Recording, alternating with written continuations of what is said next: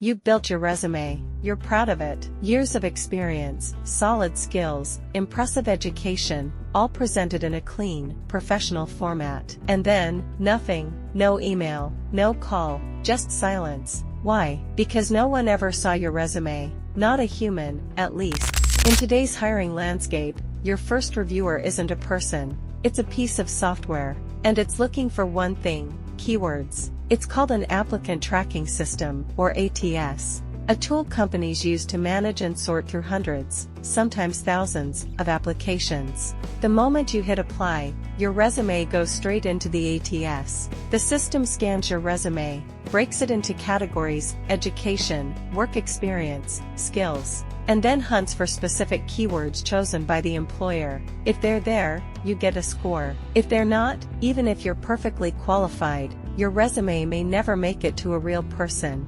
That's right. Even a beautifully designed resume can fail, simply because it didn't speak the language of the machine. The ATS ranks resumes just like Google ranks websites, based on keyword relevance. A high resume score means you're more likely to get noticed. A low score? You're invisible. So, how do you win? Read the job posting carefully. Pull out key phrases and responsibilities. Mirror those words, exactly, in your resume. Not just in the skills section, but naturally woven throughout your work history and achievements. When you write your resume for the system, you increase your chances of making it to a human. Because until you pass the algorithm, your resume doesn't exist. This is more than job hunting. It's digital strategy. Play smart, write smart, and let your resume rise to the top, where it belongs. If you found this helpful, hit that like button, subscribe, and drop a comment. Has your resume ever been rejected by an ATS? Because today, you're not just applying for a job. You're playing the hiring game, the right way.